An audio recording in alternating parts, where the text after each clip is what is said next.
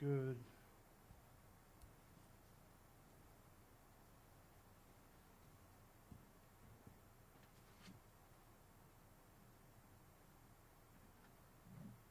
Oh.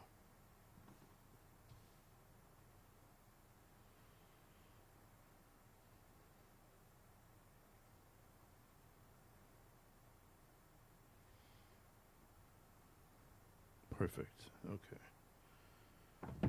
All right. Count this.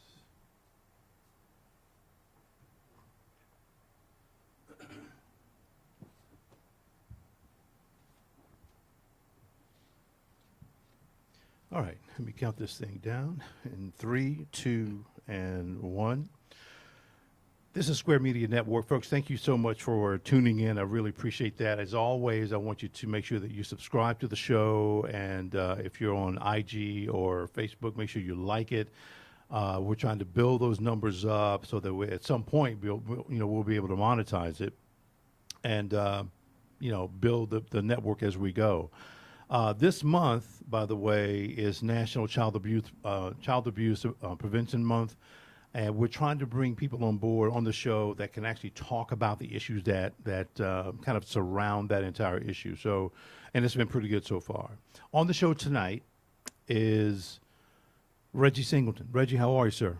Doing awesome, Steve. How are you? I'm doing good, man. Get a little bit closer to the mic. There you go. Yes, sir. I read, I think it was on your website. I guess you're sometimes called Baba. Baba. Baba means father. Right. It is a term of endearment. Mhm. It's in term of respect. Where does that term actually come from? Well, it's Kiswahili. Baba in many languages mean father. I saw that. And so there was a communal ceremonial event where the elders in the community took me through with the traditional lion's tails and the blessing of the community elders. So tell me a little bit about you. Where are you from? Where'd you go to school? Stuff like that. Well, I'm 57. I've been married for 28 years. We'll be 29 in September. Good for you. I have 3 beautiful children. I'm from the Sea Islands of Charleston, South Carolina. Wait. Are you really? Yes, sir. Yes, sir. I'm a Gullah Geechee. Wait. when, when did you come to Charlotte? In 93. Really? Yeah. I used to live in Charleston. Did you? I was president of the NAACP there. Yeah. So, wow. Well, anyway, we got to talk, Okay. man. Who knew? I'm sorry. You were saying about where you were growing up and stuff. I'm sorry. Well, great things and great people come out of Charleston. Yeah. There's a long history of rebellious behaviors, revolutionary behavior. Yeah. So Charleston's a great place. And again, I grew up on the Sea Islands of Charleston, South Carolina, in a little community called Parkers Ferry. Uh-huh. Parkers Ferry, South Carolina. I went to Baptist Hill High School and graduated from the University of South Carolina in public health. Ah. And so I'm again, I'm one of 8 children, Right. from my proud mother, Beulah Singleton, who I owe so much to. She's transitioned now, but Sure. she is responsible for much of who I am and what I've Right. become. Wow. You said you've got your degree in Public health. public health. Got you. So when did you make this transition from work life into a nonprofit? Well, my first job after graduating in '85 from Carolina led me to work with the Department of Corrections. And I saw... You know something, let me stop you for a second. I know exactly who this is. Folks, I'm sorry, give me just a minute. I forgot about those guys who are coming. It's somebody from Spectrum. Oh, Okay.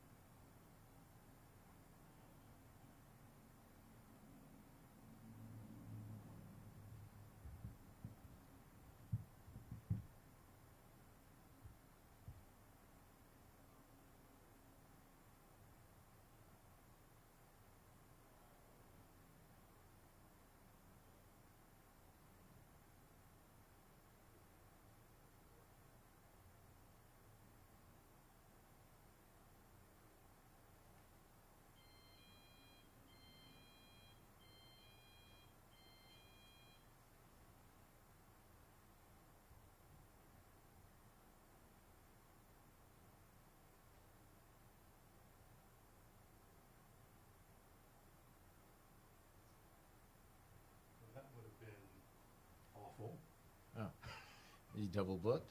No, well, he came to change the modem. Oh. I'm like, no, we have a live show right now. Yeah. Wow. That would not have been good. Yeah. Uh, So we good or? yeah, we're good. Okay. Gonna come back. Okay. Folks, sorry about that. It was my issue. But I'm sorry, Reggie, you were saying what again? I'm sorry, man. Well, again, I was just telling you about the upbringing in the Sea Islands of Charleston, South Carolina, and what and how much I owe to my dearly beloved mother, Beulah Singleton, as well as the elders and the great village and the community that existed along the Sea Islands. Right. I have so many people to be thankful for helping to shape and guide me. Got you. Right. Yeah, I believe that. Because, again, when I was there, I was off and on for like 13 years, but I had a phenomenal time. I was really involved in the community. Loved it. I mean, great people. Really, a Yes, lot sir. of great people in Charleston. Yes, sir. That was phenomenal. So tell me a little bit about, or tell me a lot about the Mel's Place. Where the name come from? What do you guys do? Those kinds of things. Well, my first job after graduating from USC was with the Department of Corrections, and most of the inmates that were there were black and poor, and many of the young people there were some of the most interesting people I've seen in my 57 years, and from that I've been inspired from wanting to be more prescriptive and more preventive Right. with my work, and so that led me to have a desire to do more mentoring. Sure. So I eventually, in whatever job or capacity I was in, I used my job and my opportunities and platform to try to solve some of the unique problems that our people suffered from. Okay. Obviously, fatherlessness was a significant problem and challenge for us. And while mentoring was never intended to replace effective fathering, we know that it could be quite impactful and can fill in the gap in Right. many of these cases. So when I moved to Charlotte, I got into public health, and the Mel's Place existed as a pregnancy prevention initiative. So it was a program where you would educate boys about decision making, refusal skills, and giving them condoms. Sure. But I thought that without a programmatic structure that was rooted in relationships over a period of time, that it was not sustainable. And so what I wanted to do was, as opposed to merely checking a box, I wanted to have a sustained program where we are able to draw from the traditions of the African experience, Okay. to build upon those experiences, and to do what we call manhood training, black manhood training. Okay. So the manhood training or the socialization is predicated on, again, drawing on, pulling from those time-honored experience, and you're teaching pro-social behavior. Mm-hmm. You're teaching them what are the expectations for this society, this community, and this village. Mm-hmm. And that is a counteraction to antisocial behavior. So Right, we right. don't socialize them. We know that they'll learn negative behaviors from Mhm. a sin-sick world. Mm-hmm. In fact, there's an old African proverb that says that when the warrior is not, or when the youth is not initiated into the village, they will burn it to the ground merely to feel its warmth. Mm. So if you don't pro-socialize them, just out of a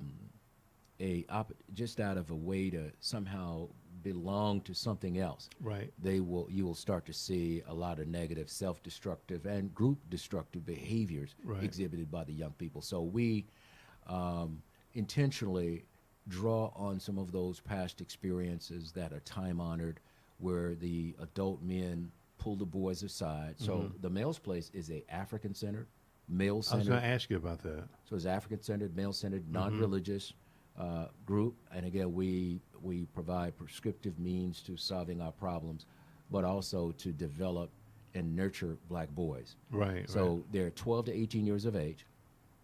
We just started another component where we have what's called junior warriors because of the amount of requests that we get from parents who have younger sons now. So we have an additional component where we have the junior warriors now. But What is that age range? they're less than 12. Okay. So generally the program is for 12 to 18-year-olds. Right. So less than 12, they may be 10 or 9. Sure. Yes, Okay. sir. And so we have 3 major tenets. So our wheelhouse is mentorship. Uh-huh. The second is agriculture, and the third is social justice. Let me and back service. up for a second, Reggie. Mhm. Where did the African component come from? It's come from from myself, from my experiences along the Sea Islands. Right. One of the things that I'll tell you, I was in the 10th grade, I believe it was, in 1977, and sawing the movie Roots. So the movie Roots inspired me a great deal. I remember some of the scenes from Roots, and I didn't quite understand some of it. Right. Until years later, I was able to process and synthesize some of what I saw, and it made sense for me, i.e. the manhood training scene that was in Roots. Right. I remember this big brother who was the Contungo. He came out and his words were as such. He said, "I am the Contungo."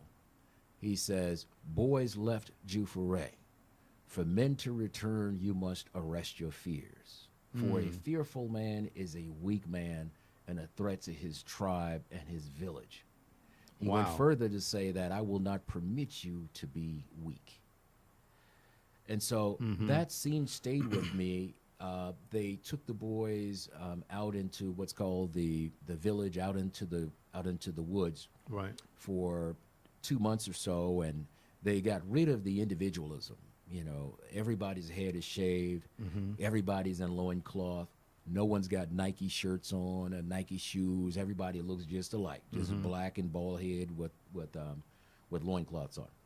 And so you're removing the individualism and building the team. Exactly. You see it in the military, and coaches take on that Yep. same philosophy as well. So this was something that stayed with me, and the beauty of it is it's all I have to do is just recall on those and draw from those. So many of the answers to our contemporary Right. issues are in our past. I agree with that. I agree. Yeah, Dr. John Henry Clark reminds us that the history is contemporary.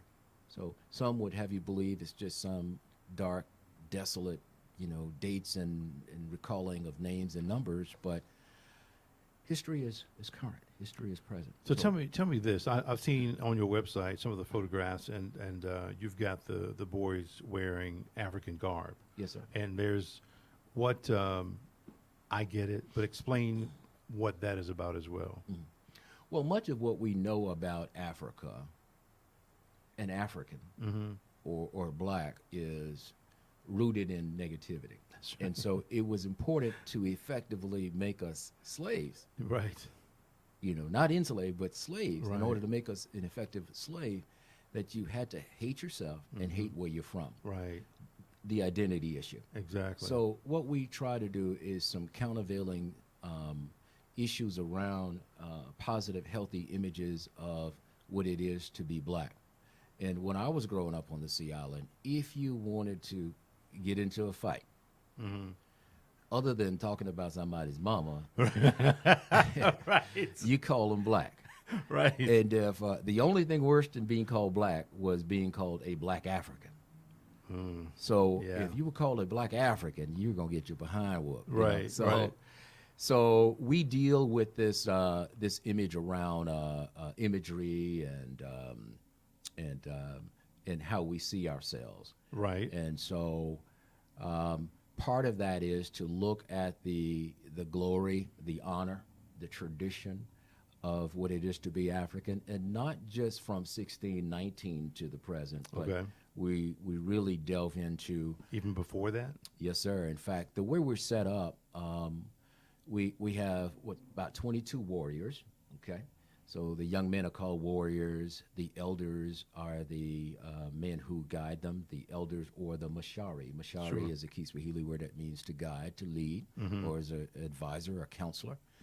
And so they have four distinct kingdoms, which is named in honor of some of the great traditions, the Ashantis, Dogons, Nubians, and Zulus.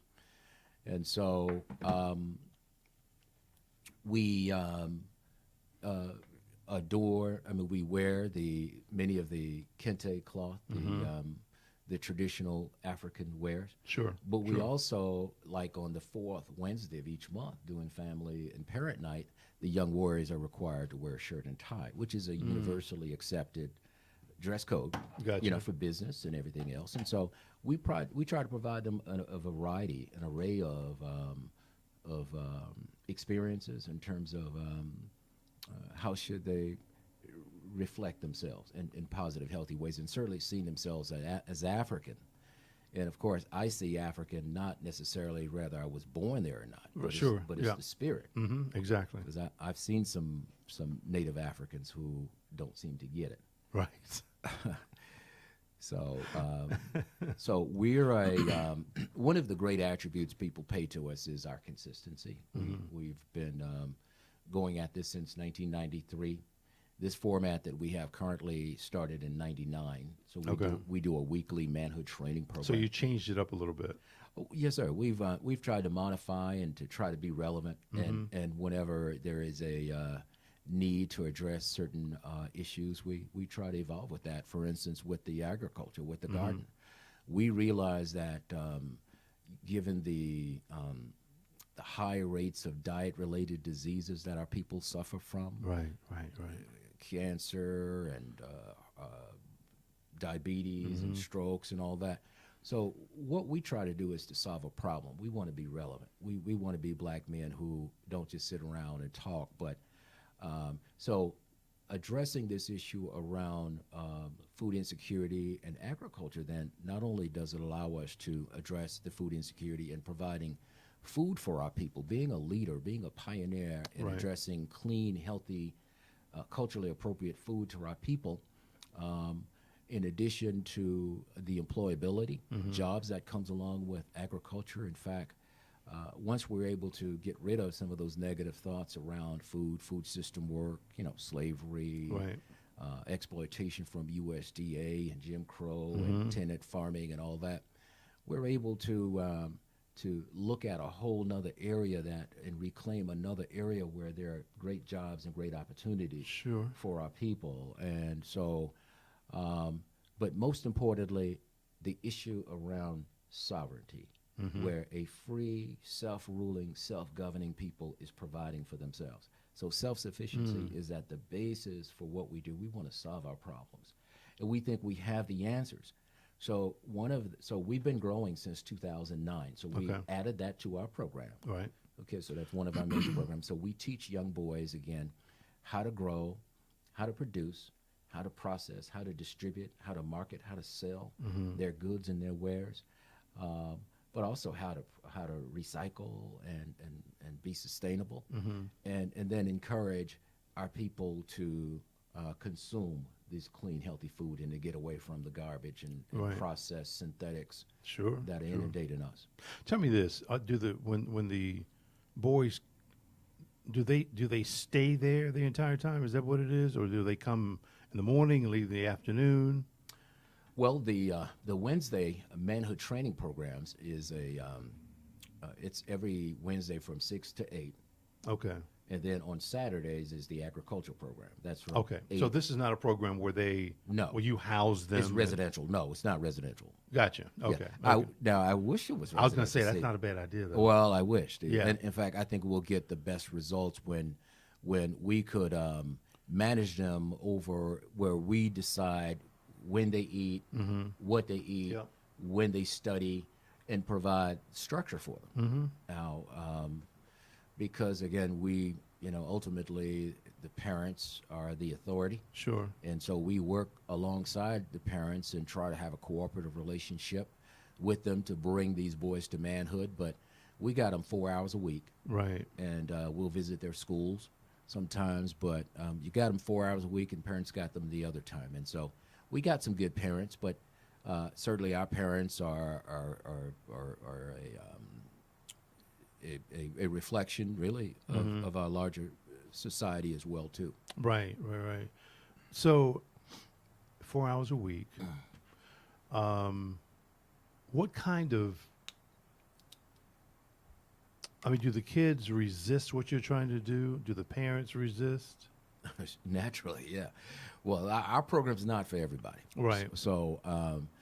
But for those parents who are supportive, and we have a three-pronged approach. We have the parents, the warriors, and the elders who work together cooperatively to bring the boy to manhood. Okay.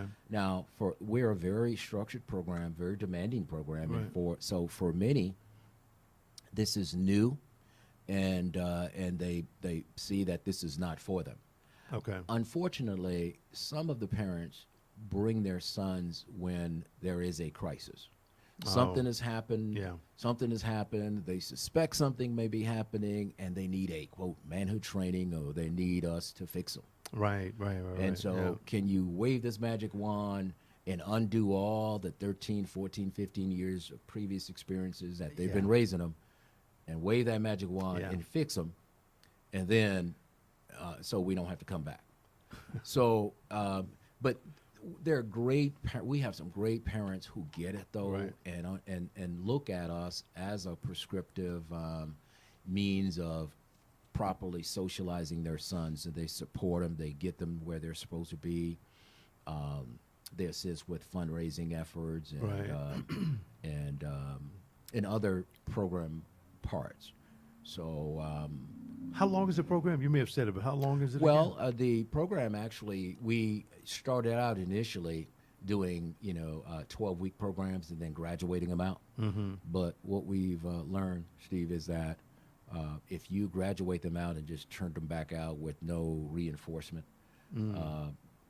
recidivism, just Right. like in prison. I mean, it's not going to be sustainable, and so we don't want to tune them up and then turn them back out to the world. And so we encourage them to stay for the until they graduate from high school.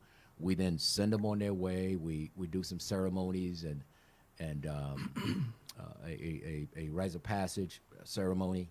We then send them on their way, have them go out, make a difference in the world, Right. either in the workforce, college, or trade or vocation, and then around 27, 28, encourage them to start to be serious about marriage. Really? Get married at about 30 or so. Sure. Right, right. Have 2 children. So, but let me stop you for a second. So this, you could effectively have somebody at the age of 10, Right. all the way through, well, really in your program until they're 18. Right. But you encourage them to kind of stay with you or stick with you until they're 25, 30 years old. 40. Okay. I have one of the Masharis who's actually came through as a teenager, and he's back. And so these are lasting relationships, and that's the way we want to set it up, so Sure. that I had a young man who went on and graduated from the program, went on to North Carolina A&T, got his MBA, and I got a call from him one Saturday, and his girlfriend were.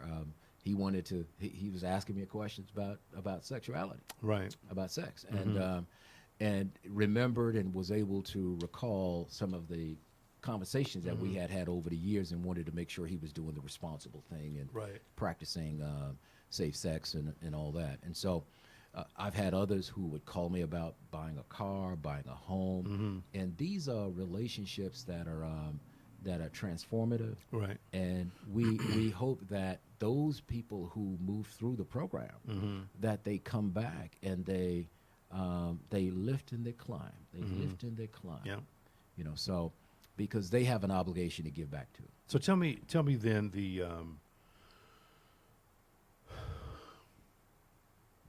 where God, how was I going to ask you this question? Do you see that there's just say somebody comes in at 12, I guess. Yes, sir. Is there like a breaking point for them? Maybe they're like, they don't get it until they're 14 or something? Or another a better question: Mhm. are a lot of these boys coming from fatherless homes? Many of them are. We're a diverse program. We have some that are come out of foster homes. Okay. Some come out of adoptive homes. Some come out of two-parent homes. Mhm. Some come out of single-parent homes. Most of them are from single-parent homes. But as you know, I mean, there could be two parents in the home, and there's still single That's so parenting true. going on. Exactly. So, That's so true. Yeah. but it is a diverse group of black males Mhm. that's in the program, with a myriad of issues and concerns. Okay. Yes, sir. Wow. Um, is there a graduation day for the boys in the program? Yes, when they graduate from high school, we hope to be able to have a formal ceremony where we do graduate them. Okay. For those that leave earlier, we don't graduate them. You know, Right. we just believe that it's important that you finish what you start, Sure. that you know, see things through and you Right. have some resolve about, because fundamentally that is one of the great values we're trying to teach them. Sure. Sure. That Sure. if you start something, you see it through, Yeah. you know, Yeah. and not quit and give in. And so, obviously, if they leave before they graduate, they will have gained great knowledge and great experiences and opportunities with the Right. program, because it's a leadership training program. It's a great opportunity to socialize and to have traveled internationally, to have traveled locally, and to have served the needs and volunteer Right. Right. to Right. improve our community and our Mhm. conditions. So they would have garnered a great deal, but until they graduate from school, Right. we reserve those for very special people who are able to see it through. Do you see also where if one kid comes in at 10 or 11 or something, their grades are, I don't know, D's and F's or whatever. Do you see their grades get better? Yes, sir. Some of the outcomes that we've seen are improved grades, Mm-hmm. less disciplinary actions like suspensions. Mm-hmm. We also get testimonials from parents saying that the children are less argumentative, and of course they have a better understanding of who they are and Right. what their goals should be. Now, there are some issues and concerns that is quite troubling to us, one of which is this literacy issue, and Yeah. most of the young men in our program are in the 8th grade. Mm-hmm. And so one of the trends nationally is this reading issue. Right. And so only about 12% nationally of black boys read proficiently. What's the percentage? Only 12% Wow. Okay. read proficiently in the 8th grade. So 88% of them are not reading, quote, proficiently, and certainly are not comprehending. And if you can't read, you can't do math. Right. No, you can't. You can't do a lot of things. And if you can't do math, you can't do a lot of things. Right. Right. So this year, our goal and our theme is on literacy. So we're addressing that head on. But when you say you're addressing it, are you now having to teach reading? We are specifically recruiting people that are reading specialists Sure. Okay. who could help read, and probably through phonics. And you know, much of what they're doing actually does not include phonics. And Right, for, yeah. for a lot of black children Yeah. use phonics, Yeah. and so they don't do cursive anymore. Right. And right. so, Right. Wow. But this is why programs like the Mills Place are so crucial to supplement whatever they are getting in school, Right. to supplement either after school or on weekends. Mm-hmm. And this is why it's so fundamental. I think it was Elijah Muhammad, the most honorable Elijah Muhammad, who Mhm. reminded us that a people who do not treat you right will not teach you right. Right. So the Yeah. thought that we are turning our children and our babies over to a people who have not historically treated us right, Right. and to have some confidence that they're going to educate us to perhaps take their babies' jobs and their Right. babies' place Yeah. is we got to be out of our mind Right. to believe that. That's I And agree. so it is those numbers are kind of revealing itself that a lot of our young men can't read. And so we're going to have to address this head on. And so, again, that's why we're focusing on literacy this year. In fact, we had a huge, wonderful program last month, March 9th. And this was our Black History celebration, and we celebrated in March because we focus on Black History 365, Sure. 24/7. So we had, this was our annual oratorical contest. And so we wanted our young black men to identify with some of those literary warriors, those literary giants from the Renaissance period in the past, but also a few contemporary ones. And those young men became those giants, those luminaries through props, through their research, Right. through the dress and manners and temperament and everything else. They became those giants. And so it was an outstanding, spectacular program that was extremely well received by the community. We use that as a fundraiser too. So that helped with literacy. We're also planning our sojourn to Cuba in June. And Cuba happens to have one of the world's most literate population. And so we want to learn from some of those strategies and techniques that was installed, and that could help our people. So ultimately, we want to be able to bring these gifts back, not to beat our chest, but to bring back to our community and do what men do, which is solve our people's problems. We want these young men, these young ambassadors, these global warriors to be able to bring those talents and gifts and their teachings and strategies and lessons back to improve our people's condition. And so we're looking forward to it. So you mentioned before that you were you're teaching so they'll know who they are. Yes, sir. So have you really witnessed any of these boys having an awakening? Like, oh my God, I finally understand who I am now. Yes, sir. There's a number of them.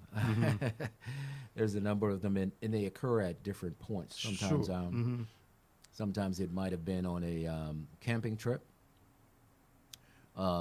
Certainly, as we were going through the slave dungeons in Ghana last April, as well as in Ghana in 2010, we saw a transformation, a deepening of the understanding of their role and their obligations as black males. Sure.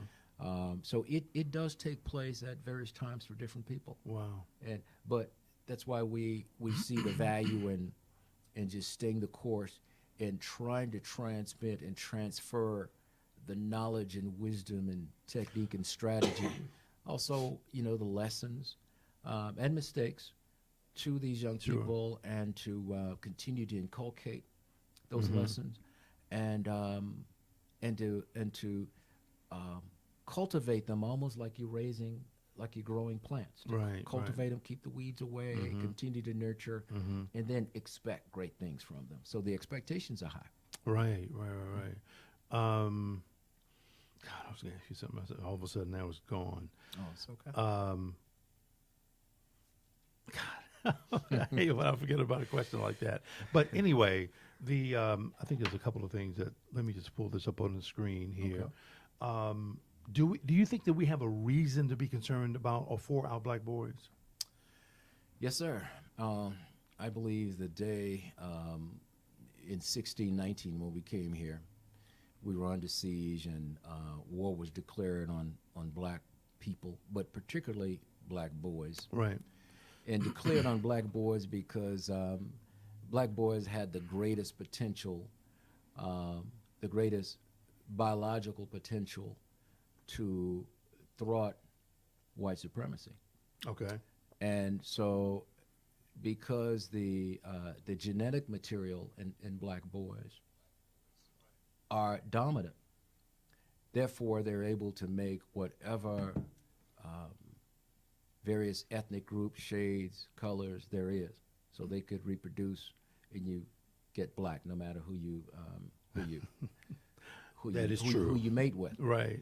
And so this fear of genetic annihilation, as Dr. Francis Cress Welsing reminds us, is what is in part responsible for this reaction toward toward African Americans. And so from the time of 1619 to the present day, that declaration of war has remained constant. It has become more intensified from time to time, but it has never fully has been diminished. That's true. Yeah. So, so yes, certainly there is a need. I think when you look at the indices, statistics, and reports, unfortunately, we're usually last. And of course, while there are reasons as to wanting to, always portray you as last and in negative ways to make you defeated and in despair and want you to give up and everything. There are some, and again, I mentioned fatherlessness is what I think is one of our greatest challenges in our community. Okay. And fatherlessness because of the fact that the family is the most basic organizing unit in a society. Sure. Yeah. So to that degree, we strengthen families, we then strengthen communities. And when you're able to put, strong families together, you get strong communities. Sure. Yeah. And so when you have the strong communities, then you become a strong nation. Right.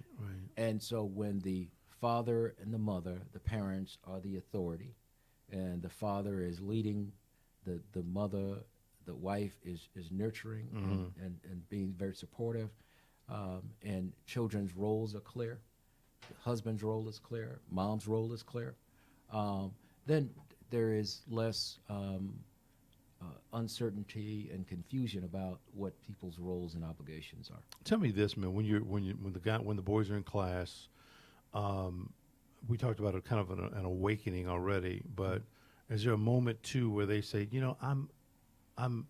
well, there's two things. Do they come in saying they don't like being black? I'm ashamed to be a black boy. I've never heard him say that. Okay. But we've some who come into the program don't want to come into the program. Right. So okay. many of them are like, I don't like the program. Right. So many of them do once they see how cool the program is. Okay. The leadership opportunities that it provides, the fun they have. Right. The structure they have, because I think most kids want to know, what are my limits? I don't think children want to be able to just have unlimited rope. Right. It's like, tell me what are my boundaries? Exactly. So when there are some that come into the program and don't want to be there, but they learn to like it. But to answer your question, though, remind me, what was the question? It was, do some of the boys come in saying that they don't want to be black or they're ashamed to be yes, black? Sir. Yes, sir. Yeah. So we've had some discussions quite recently on identity. In fact, and we call that racial awareness. Okay. So we had a discussion on racial awareness, and we would, and because of the illusion of integration within the schools, because they're able to go to some of the same schools. Now, the classrooms are still, for the most part, segregated. Okay. But so some of the young men obviously are saying, well, I have friends from other ethnic groups, and so I don't have a racial problem, or race doesn't affect me. Right. That is something from the past, et cetera. And while there is certainly individual, and we let them know that, we all have individual friends from other ethnic groups, sure, et cetera. Some of our young men will defend other ethnic groups, and even before they defend themselves.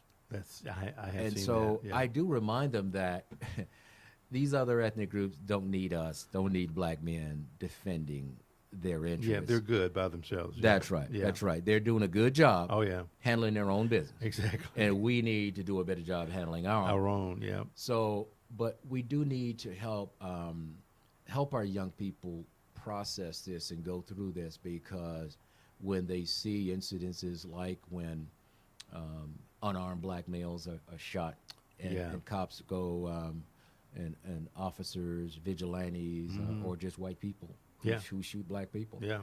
go unaccounted for Right. with impunity. Yep. Yep. They don't quite understand that.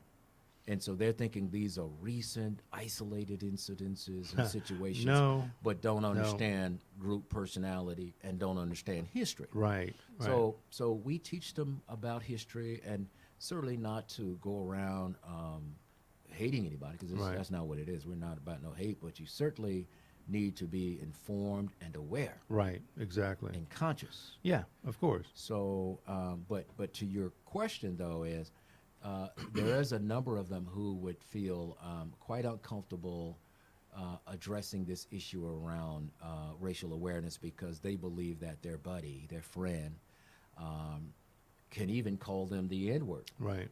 and they're comfortable with that, and that makes them cool. I've heard one said, well, as long as it doesn't call me the Nigger.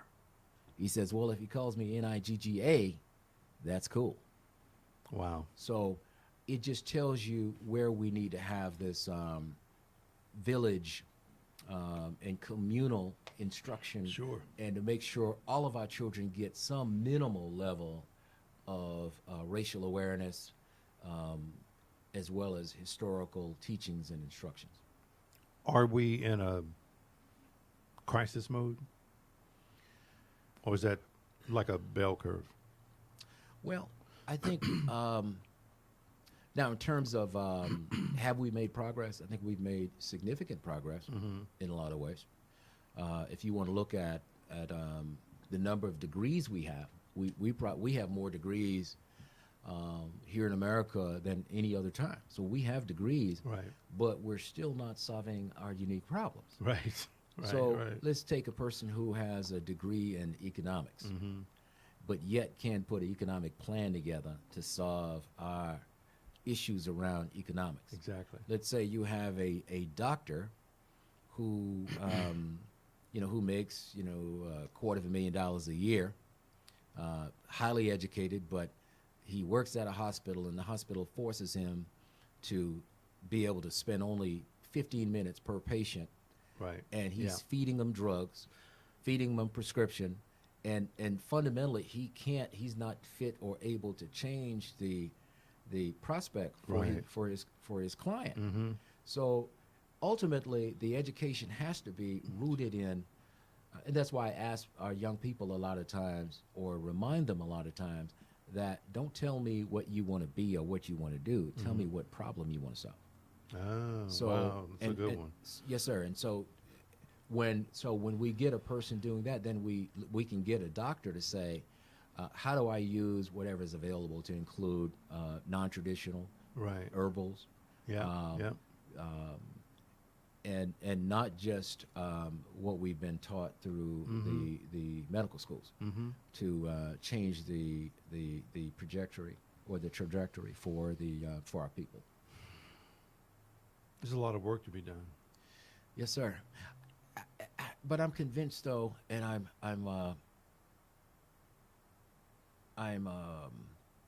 I'm inspired, though, and I'm optimistic in thinking that we're going to get it turned around. I think if we're able to get those people who have the means, who's Okay. got the education, who's got the resources, and there are some people, Steve, that know how to make some money. Right. Okay? Exactly. But that's all they know how to do. Exactly. Yeah. But if we can get those people who know how to make the money and they're not interested in working with kids, Right. particularly some of the kids we work with, then they need to utilize their gifts, their talents, their resources, though, to help us, to help those who need resources. Because for many of us, all we lack is resources. So if we can get those individuals who know how to make money, we get those elected officials who know how to forge policy, could get them to serve and work in our interests as opposed to just filling their greedy pockets. Right. If we can get those pastors and those preachers to move beyond prosperity Yeah. Yeah. Preaching. Yeah. Yeah. Yeah. and to use their church for liberation theology purposes and to address controlling the local economy, Right. then I think we're going to be in a better shape. We get the business, the corporate world, the government, and everybody and holding people accountable, because we can't just be so excited about having the first or the only or the first black female mayor, Right. to have the black police chief, the black sheriff, Yeah, the black DA. this, the black that. We got to be beyond that. Right. Because if they're not serving our purposes and not solving our problems, then, what does it matter? I think a lot of them too are afraid to tackle that because they're going to be looked at as, the black mayor or the mayor that only helps black people. Which, listen, let me tell you something. There's no way, this is no way. It would be difficult to go in and help just black people. I think. I mean, I think anybody who runs for office, listen, you know that you're going to have to help a lot of people. But I think they need to be, I think they need to be very, they need to be Strategic? obvious and strategic in helping black people. Right. And not being ashamed to do it. Absolutely. Absolutely. Not apologetic. Right. And not be ashamed to say it. I think one of the great things, given all those leaders that you talked about, Right. and to not have had a convening to say, we're going to, and you don't have to call it a black agenda. Sure, Steve. sure, You sure, don't have to sure. call it that. It might be pejorative for some, but your aim, though, is how you're going to uplift the most marginalized, the most despised Right. people there is. So if you're focusing on addressing homelessness, affordability, Right. housing affordability, Yeah. HIV and AIDS, and employability and all that, those are, so you don't have to call it the black agenda, but you must use that to solve the problems of the people, and it That is so true. so it concerns me when, certainly, for instance, when President Obama was elected, of course, the optics of having this black man with a beautiful wife, beautiful children, it was, from a psychological standpoint, it was good for us. It was fantastic. Yeah. Right. But when it comes to issues around addressing jobs, particularly for those that are that don't have the IT background, that Right. doesn't have the technology background, I think jobs. One of the things this country need to do is to create jobs for even the most unemployable individual. Right. And because everybody's got the need to feel good about themselves, to provide for their family, to have a sense of belonging, and a contributor. Right. So to that degree, I hear people talking about, Steve, they'll talk about working class people, middle class people, but I never hear them talking about the poor, Right. since probably, what was the guy named Edwards? Right. Yeah. Of Yeah. course, once he fell by the wayside, I didn't hear anybody It talk was a about it was a poverty done ever deal. since. Yeah. It was all yeah, done. Yeah. Yeah. Wow. Yeah. So we got some exciting things happening, though. In fact, we're next weekend, Saturday the 20th. We're gonna do our annual spring planting. Okay. So we have a facility, a place, a farm, a Mel's Place garden, where we've been growing since 2009. Is everything self-contained? Yeah. Okay. You mean, well, we have a fence up. Right. We do have a fence. Yeah. And but we do have a orchard as well, where the fruit trees are on the perimeter, and we put those peach trees, fig trees, persimmons, pears, apples, cherries.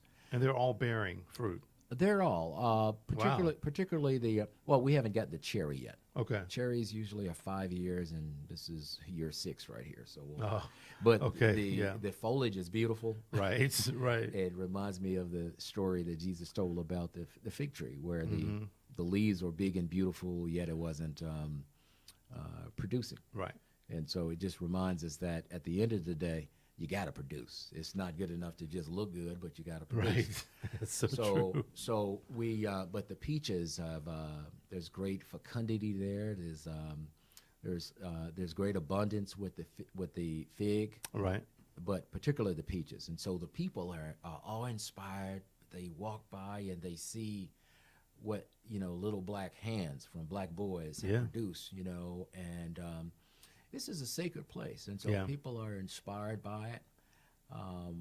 And so we use the yield from that to address food insecurity needs and chronic disease needs that our people have in that community, particularly the seniors. Right, right. Yeah. Let me ask you this, man. Do you think that we black people should be taught differently? Or let me put it another way. Should we be taught the truth? Oh yeah, yeah. Well, but deception and propaganda Right. is a means in order to control. Of course. Of course. So if you teach truth, it's hard to control someone. Yeah. So that's why we, the elders and the community and the village and the family need to work cooperatively to pull these babies together, really from the day they're born, to take them through these various rites, the birth right, the naming rights, the adolescent rights, the adult rights, and the death rights, and take them through these various stages, teach them who they are, and then create safe environments for our people to live in. And so I think truth is essential. We got to teach our people the truth and to reject many of the negative, pervasive, lies that exist about out there. Let me read this. This was a study done, I forgot the date now, but let me just read it. It says, in a new study investigating racial stereotyping, researchers found that people were more likely to associate threatening words and weapons with the faces of young black boys than those of white boys. It was done by Andrew Todd, Department of, can't even see it, Psychological and Brain Sciences at University of Iowa. But that's one of those. It's a study. It's nice to know that a study was done. But that's one of those things. We knew that already. Right. We live it. Right. Well, if you look up, the black face, the black body, is almost become a logo for words like violence. So we think of violence. We think of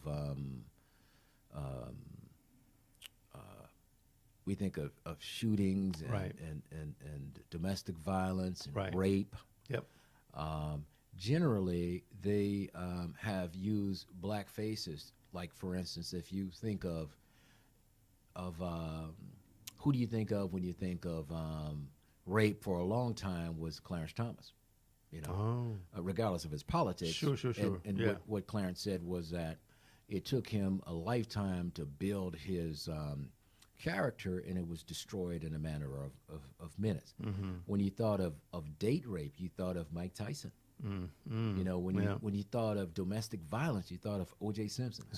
So they oftentimes would put black faces, and certainly what has happened most recently with R. Kelly Right. and the young man in what's his name? The young man from Chicago who said that he was You're not talking about Common. no. The young man who said he was attacked because he was Oh, gay. Smollett. Right. Right. Jesse, who. So when you think of violence toward people because of their sexual identity or whatever, these are all black faces. That's right.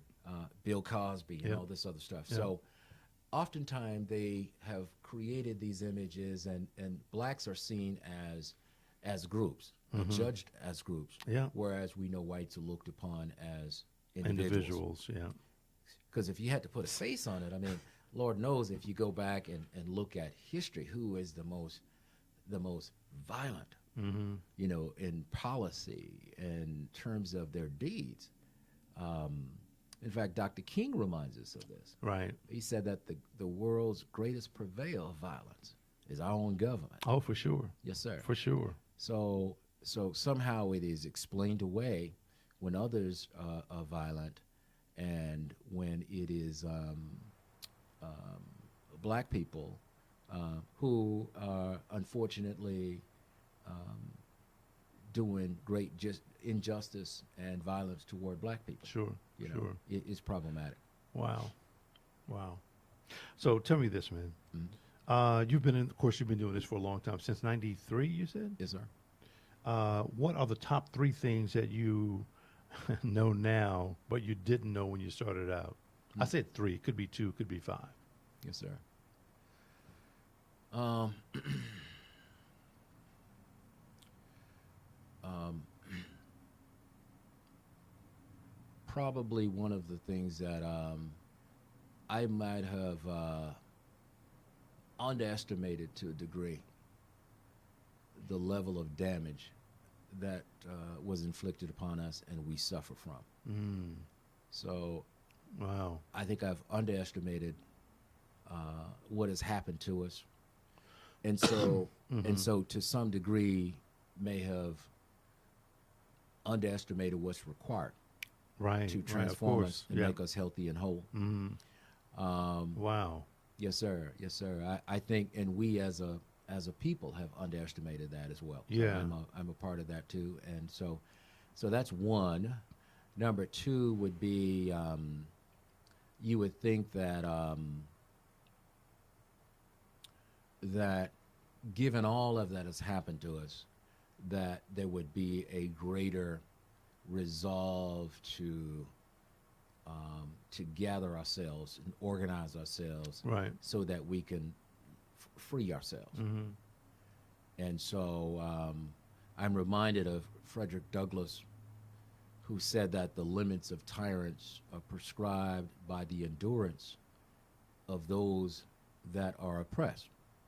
So the oppressor can't or will not decide when enough is enough, but it is decided upon those that is being oppressed. Sure. Yeah. They have to say enough, Right. Right. Right. and we're not going to accept this anymore. So I would think, though, that, and I'm disappointed with that we have not, as a people, and people look at us, Steve, they laugh at us. Mm-hmm. They look at our women. They look at the condition of our children. Yeah. They look at the condition of our community and our people, and we're not able to solve our problems, and we're looking outward to solve our problems. And Right. given all of the education, given all of the resources Right. we have. So I would submit to you that until we have decided that we've suffered enough, the suffering will continue. Wow. So so my That's second. sad. Yeah, well, it is. It is. I hate to be the bearer of bad news, but No, you're good, brother. You're yeah, good. yeah.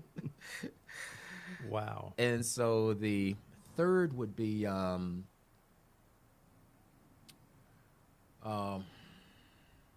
trying to be thoughtful.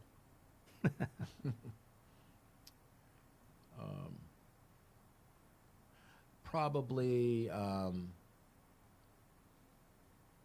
the toll that it takes on individuals and groups Right. when you decide you're going to be a freedom fighter, when you decide you're going to. The toll that it takes. Yes, sir.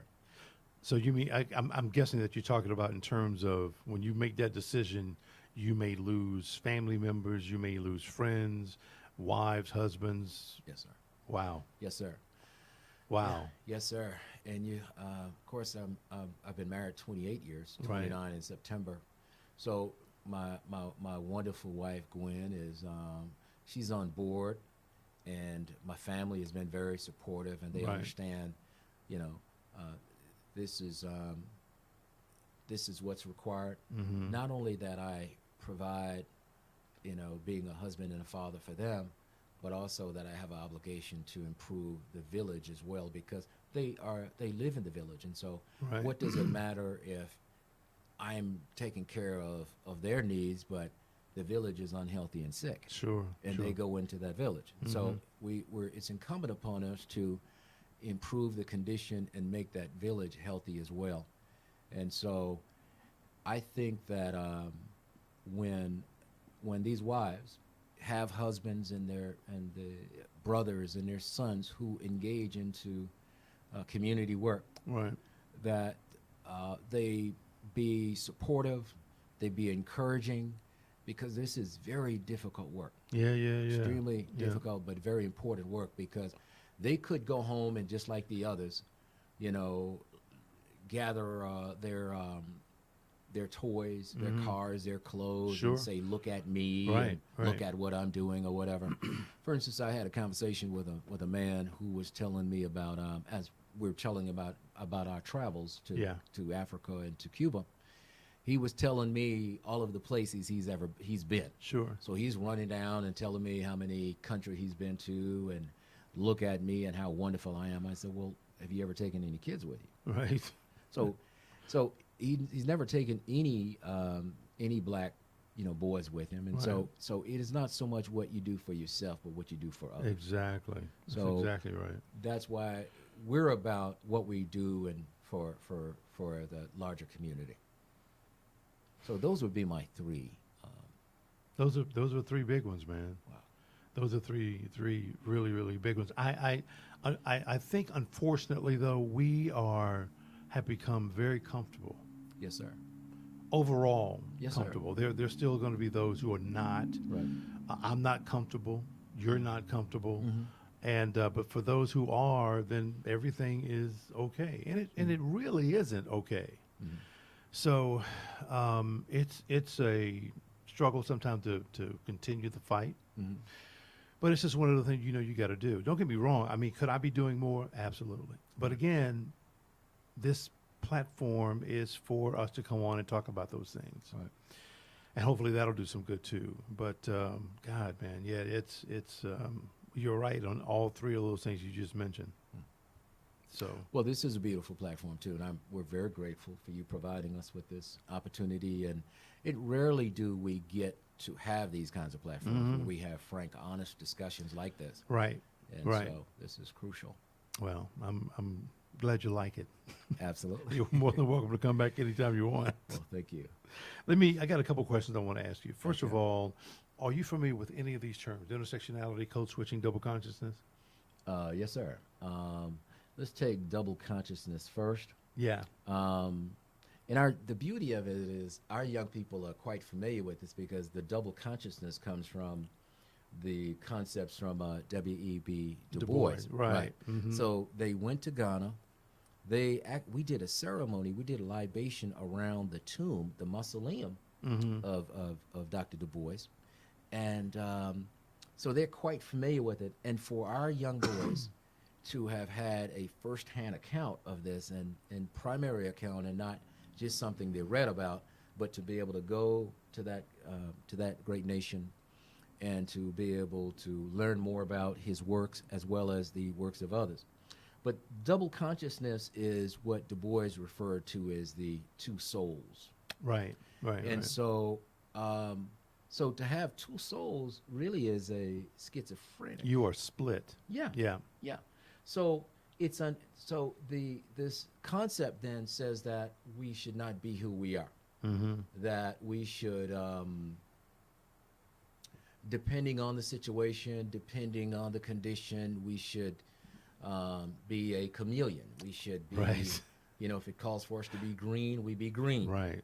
But unlike others that are true to themselves and they are what they are, and people want you to adjust, to adapt, or to be resilient. Right.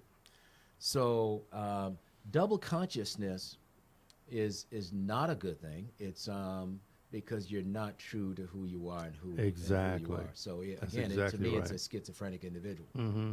Yeah. I think it's also too, man. It's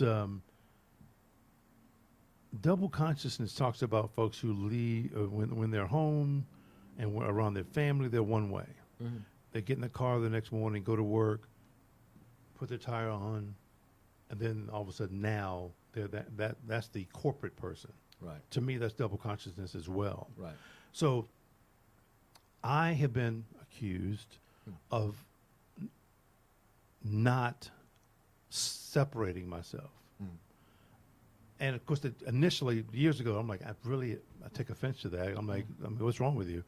But now, like, no, I'm not going to be anybody else. I'm going to be exactly who I am. If you like it, you like it. If not, that's fine. I don't Right. really care. Right. But I think people have got to. I think more of us are becoming about being ourselves. Right. At least that's the feeling I'm getting. Yes, sir. Now, regarding the double consciousness, I certainly think it's important for us to try to ascend to the heights and to go into fields of endeavors that, again, that could assist our people, that advance our greater interests beyond ourselves. Absolutely right. So I think a single conscious thinking individual then is you get inside of a place and then you pull and you climb. You pull and you climb. And it's not whereas look at me, look at how independent and how successful I am. Yeah. But to that degree, you're able to help other people get in. Right. Let's say this is with one of the corporations. And again, you know, this concept of, well, I'm the only black, I'm the only Negro or whatever. Yeah. There's no honor in that. And I No, think it is so not. unless you're pulling people behind you, I think we lose the purpose as to why we should and must be in at the table. Right. So, Exactly. So not double consciousness, but strive to be a single conscious person who thinks of certainly of himself, but certainly in the interests of his people too. Exactly. Yeah. Now the code switching, it's alternating between languages and dress and everything else like that. Right. Now,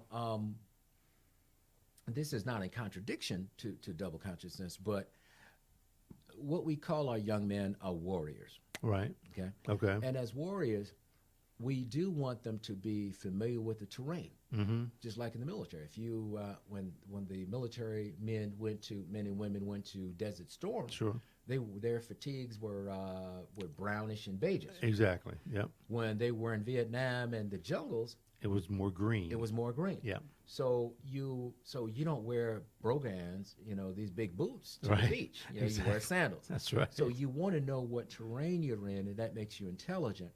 But I don't think you have to fundamentally change who you are. No. So, right. I'm with you on that. Yes. So so it helps you to be versatile. It helps you to be and to better relate with people, but you should still stay true to who you are. Exactly.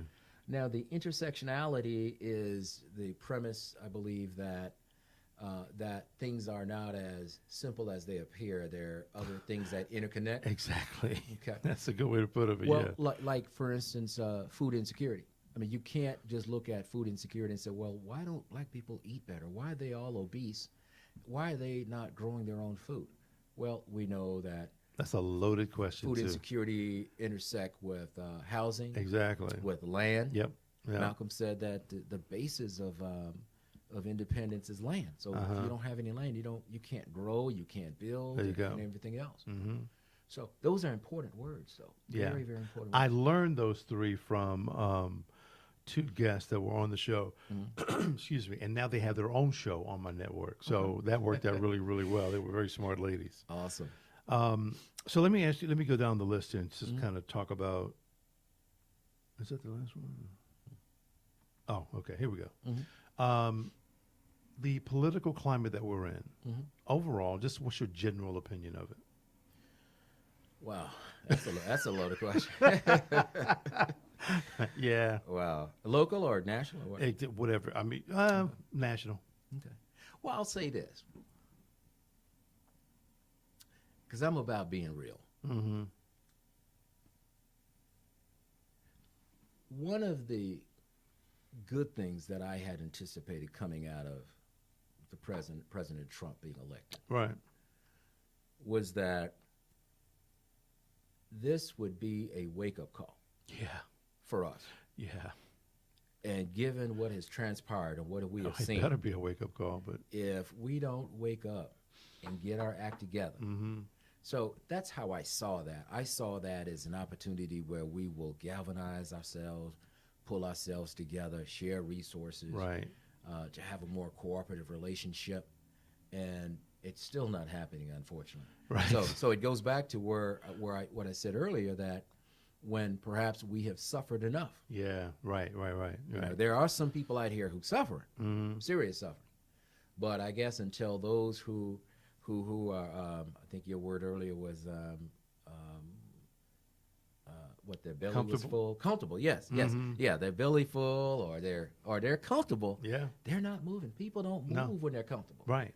And so right. that's why we have an obligation to shake them up, Right. and make them uncomfortable. And we can't make them comfortable and use words that they're comfortable with, just to allow them to, to maintain that. We have to jar them and wake them up. Yeah. Yeah. Mhm. Wow. Wow. Um, Living While Black Lives Matter, Me Too, Time's Up. What do you think about those? Well, three of them are movements. The other one, Living While Black. Have you experienced it at all? Well, these are. I'm not sure I would call them a movement yet. These are. I see them as activities that Okay. that are somewhat isolated, Mm-hmm. and I think whatever. Well, perhaps maybe even moments Okay. rather than a movement. Okay. And so I think that these efforts to liberate ourselves, to free ourselves, has to be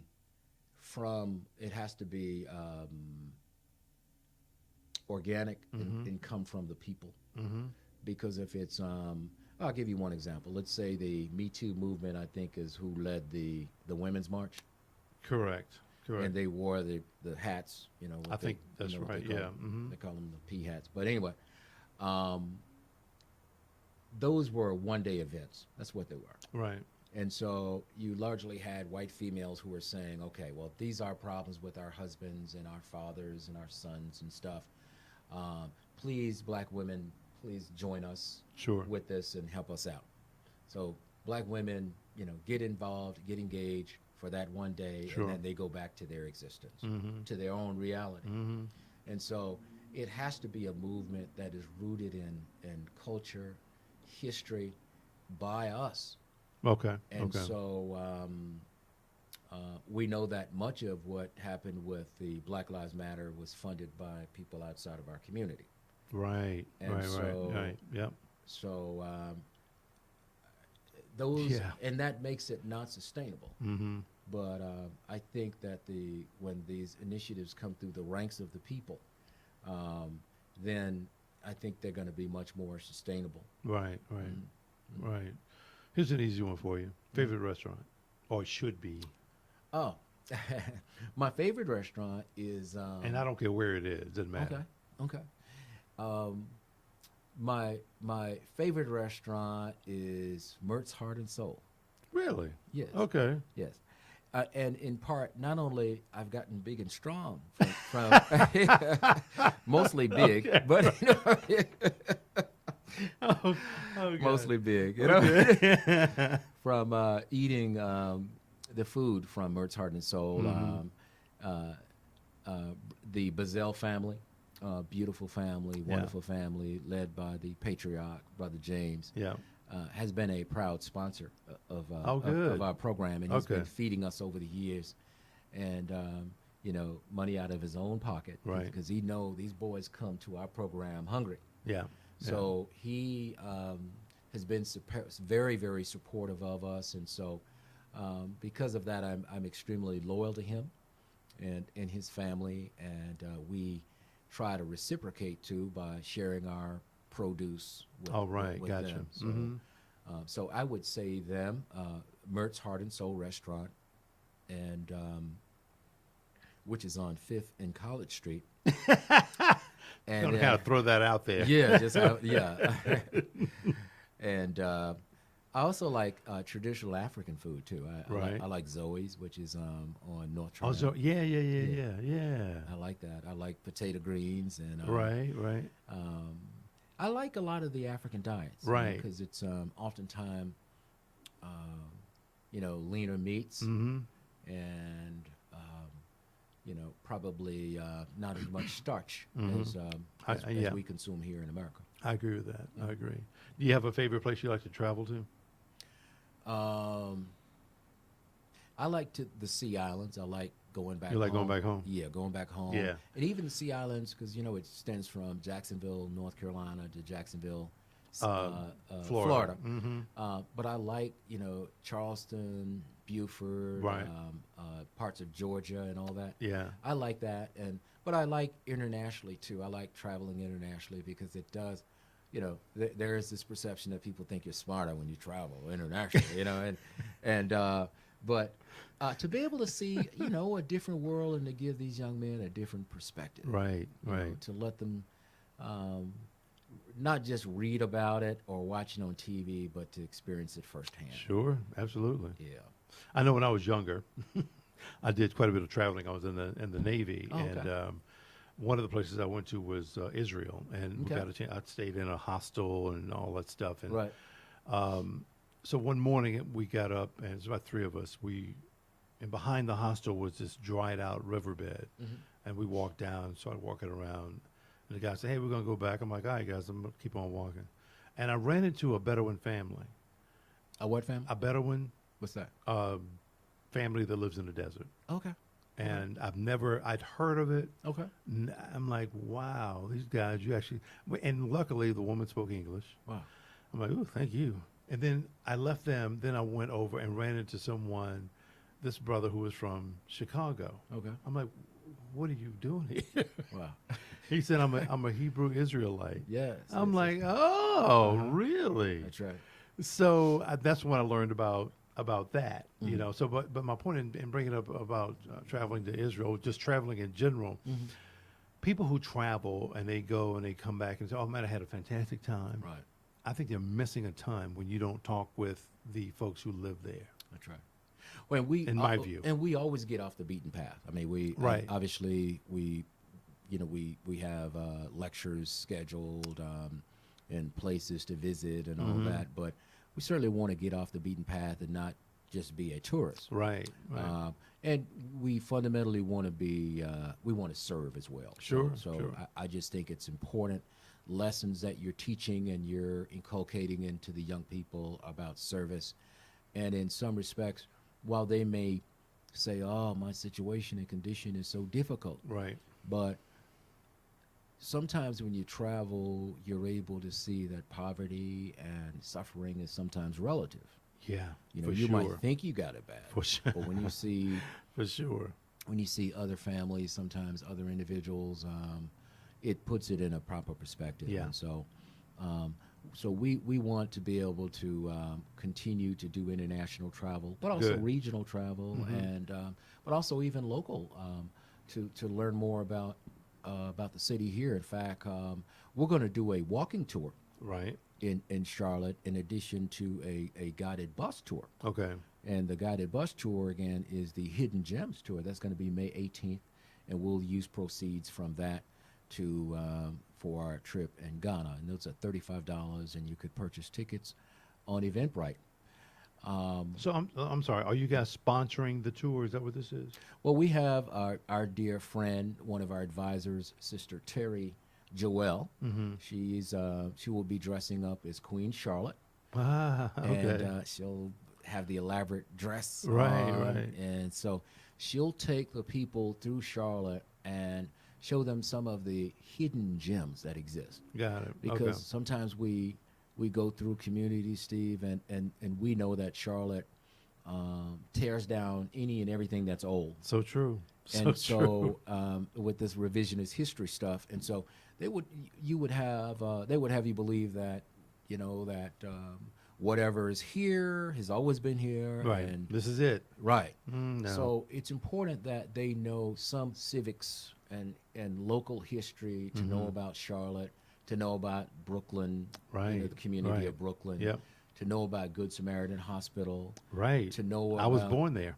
Oh, okay. Yeah, Okay. I sure was. To know about Second Ward Yeah. and Old West Charlotte, and to know about Romare Bearden and some of the old history, and how Exactly. blacks, led and forged their own path in their own way, Absolutely. and how we can pull from those strategies that was done so we can solve our problems for today. Yeah, absolutely. What do you think we can do to really make society better?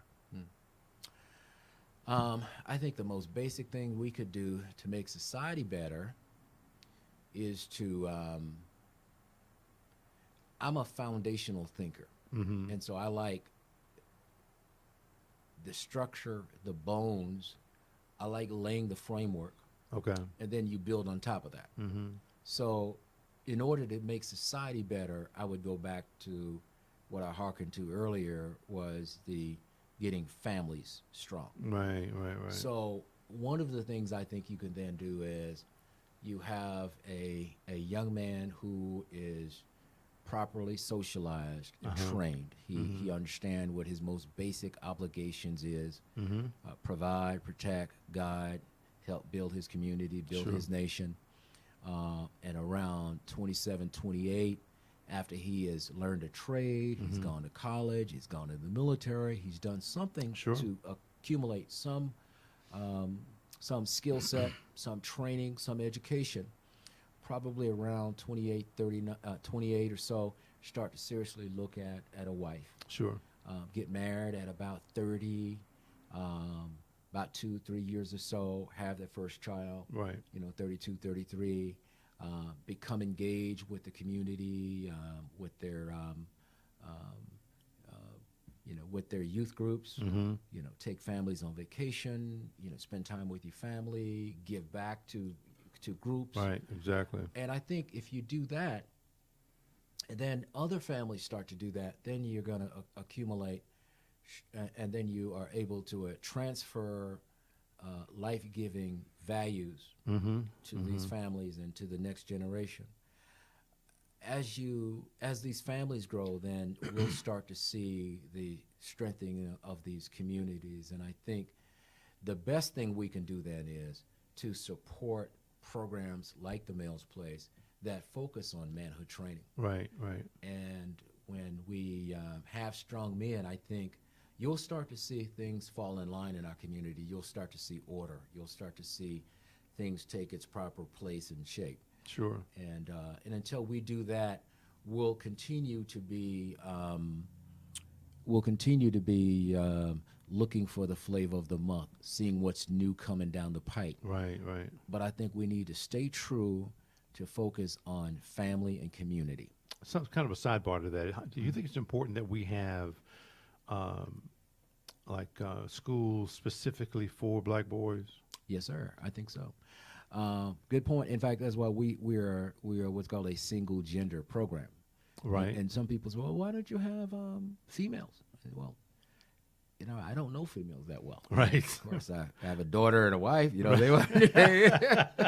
don't tell them I said that. But, Exactly. But I think it's important that our sisters, our mothers, and the queen warriors from our community do what the elders and men are doing. Right. Because as much as the men have been doing these time-honored traditions of socialization, manhood training, rites of passage, there's a long history of our sisters doing that as well too. So there is a period of time, I think, where you do pull them aside. You pull the boys, where the men pull the boys aside, the women pull the girls aside in a single gender training schools, and then there's a time when you do pull them together. Right. So I think for schools that are single gender, I think it serves its purpose quite well. You don't have some of the distractions. Right. Because sometimes if you integrate a female, boys will play games with each other. Right. They're trying to one-up one another. Yeah. Trying to humiliate, one just to appease or to impress a young lady. Yeah, exactly. And one of the oldest tricks in the book, we know, Steve, is that when a boy likes a girl, what does he do? He pinches her, he pokes her with a pencil, and all kinds of crazy stuff, ridiculous stuff. Yeah. Because he's not able to express himself. Exactly. So I think that it does allow for greater, more laser focus during a period of time that is crucial during those formative years, and I think there is a time when you are able to bring them together. So I think the same gender, male-only schools, and just black male schools. Right. Because there are some things that are really pertinent to just black males, and we got to be true and have clear messages and conversations and not have to worry about, are we making someone uncomfortable again? Right. Yeah. Right. Have you thought about that? Yes, I think schools is ultimately forming our own academy, our own school is Right. ultimately the way to go. My goal would be is to have an academy, and Right. we traveled to Tuskegee several years back, and I envisioned this great academy out in the wilderness where they can't run home to mama. Right. Right. Right. But we're out in the wilderness, farmland, livestock, schoolrooms, schoolhouses, Yeah, yeah. chores, chopping wood, and we return to some of those lessons from the past and be self-sufficient. And those lessons, like, you don't work, you don't eat. Right. Right. You right. know, Right. where there's accountability to yourself, but also to your team and to the school. Right. Sure. So I think that there is great value in having our own academy, our own curriculum, being able to teach to the learning style Yeah. Yeah. of our people. And again, like for instance with phonics. Mm-hmm. And so I think that there's great having a all black male faculty Right. where they see strengths in black male teachers and not just in most of our schools, in fact, across the country, 80%, over 80% of the teachers Right. are white females. Yeah. And across the yeah. country, only 1 to 2% of the teachers are black males. So just think about what these black boys have as a model, especially if dad's not in the home. Exactly. So if dad's not in the home, and then you have the white female teachers, then because it's, of course, learning math and English is important, Sure. but yeah, there yeah. are other values that you get from teaching as well, Yep. and from teachers as well. Yeah. So I that would be a ultimate goal, but again, our people have to decide that this is of value Right. and right. need to fund it, because if we don't fund it, then we'll get into perhaps some of the situations like like LeBron James' school, for instance. And I love LeBron James. Right. I love that young brother. He gets it, okay? Sure. But on a level, his school is a charter school. Right. And so the charter school are in compliance with state regulations, because that's where they get their monies from. And Yeah. so they still have to hire from the teachers. Okay. Get it. And so you could have a school like a LeBron James that, that gives the appearance of being a black school, but is not an independent school. Right. So independent schools, I think, is what is much more needed, particularly for some of the hard-to-reach boys, given where some of them are right now. Gotcha. You really need some strong brothers up in Sure, there that sure, could, sure, first of sure. all, manage these classes. Yep. Yep. So I like this concept of an academy, and again, out in the wilderness. I hope you can do it, man. Yes, sir. I do. Here's one last question for you. What or who is God? Well, I'm a man of faith, and the order in which I try to live my life is God first, family second, our community and people third, and then the male's place fourth. So I see God in everything. I don't believe that he's the images that has been given to. I don't see him as a white man, Right. who's emasculated or anything like Right. that, Yeah. or what we've been told. I see him in my image. I feel him. I'm inspired and directed by him. I'm led by him. Right. And I think he has given me a very special mission that I try to be true to, that I try to have a conviction for, Sure. and try to be resolute with. Right. And although it's difficult and can be weary sometimes, Sure. I'm also inspired by some of the paths that he's cleared for me, and some of the situations he's brought me out of, and have kept me again resolute. Mm-hmm. And so I've certainly seen his work and the manifestations of his work. Sure. And but I'm not a preachy individual. I don't go to church as much as I would like. Sure. But I'm certainly a man of faith, and Gotcha. I think faith is incredibly important to to have your resolve and to help get you through these myriads of issues, and Gotcha. these struggles that we're dealing with. Yeah, I agree. And so, I don't tell people what to believe in, but I do encourage our young people, though, to try to have a relationship, though, Right, with something right. bigger than themselves. No, that's great. That's a very good idea. So, Reggie, we're done. wow. Okay. That was quick. Thank you, my friend. Man, you are welcome. You Yes, are sir. welcome. I Yes, got to sir. get through some programming notes here real quick. Next week, folks, I don't know yet. I'm still working on next week, so just be patient, and I'll let you know that is as soon as I can. I want to kind of go over these things too. There's two other shows that we produce on this network. One is called Deluxe Podcast Show. These ladies are they talk about serious issues too, but it's not as heavy, if you will, as this show. I've been told that this show can bring and talk about topics that are really heavy. And I said, okay, babe, thanks. And so anyway, the Deluxe Podcast Show, they talk about serious issues too, but it's they can be very cynical sometimes, but they get their point across. Others, and in fact, this show just debuted this past Monday. Another show that debuted on Wednesday was Unapologetically Black with LaWanna Mayfield. You know LaWanna? Yes. She has her own show now. Oh, okay. On Well, she this haven't network. told me about that. Yeah, yeah, on this I- network, and it debuted Wednesday.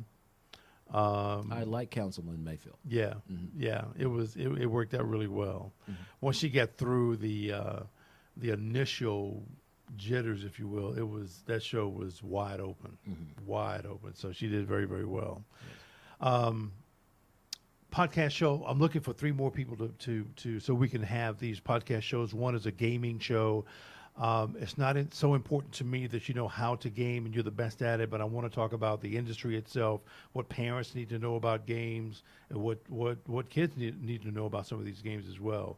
The other show, I call it a socio-family-based show. That is if you've ever been a caregiver, then you know exactly what I'm talking about. That's the name of the show. It's called Caregiver. But it takes you through all of the things you kind of need to know to help your loved one kind of get through those moments. The last one is it's a news commentary-based show. We're not talking about local news, but we're talking about things almost like a MSNBC would, or what's her name? Joy Reid would on MSNBC, kind of like that. Mhm. So I'm looking for 3 guests for 3 different shows, or 3 hosts for three different shows. The last thing is that we do have podcast rentals here. We have a single station, double station, and a multi-station. Where we are right now is a multi-station, because here you can have up to about 1, 2, 3, 4 people on the show, maybe 5 people at the same time. It can be streamed here, it can be videotaped, those kinds of things. Single station cost is only $10 an hour, so it's pretty cheap. Folks, I think that is about it for me. Yep, there it is. Reggie, again, thank you so much for coming on the show. I will do whatever I can to support you. I'll talk about this trip you guys coming up to going to Cuba. I think the work that you do is amazing, and I'm glad that you and I got to meet, man. Really. Thank you. And want to give a shout out to my elders in the program, too. Sure. These are the adult elders who volunteer their Sure. time. So God bless them. Oh, I thought you wanted to, call them out by name, but Sure. You have Mashari Carlos Boyd, Mashari Carlos Boyd, Mashari A.J. Simmons. You have Mashari Varnell Bieneme. You have Mashari Jerome Moore. You have Mashari and Elder Ken Smith. You have Elder Flozell Cathy. And so these are the men that that make it work for us. Right. We got a strong group of parents who are supportive and engaged, and a board that makes this thing possible and make the wheels on the bus go round and round. Good. Yeah. Yeah. I get it. That's cool. Yes, sir. Anybody else you want to recognize? Talk about? Just shout out to all of those freedom fighting brothers that are in the trenches, that are that may not get the opportunity on this platform, Right. but they're doing incredible work. Sure. So I just want to tell them to keep the faith and keep working. And so Scripture reminds us that be not weary in well doing. That if you don't give up, then blessings are going to come. There will be a harvest. So I like that. So stay true. Well, Reggie, again, thank you so much, man. I appreciate you. Folks, we're going to go ahead and close out the show. Thank you so much for watching. Make sure that you subscribe to the show. That's very important. And listen, we'll see you very soon. Have a good one. See you. Bye.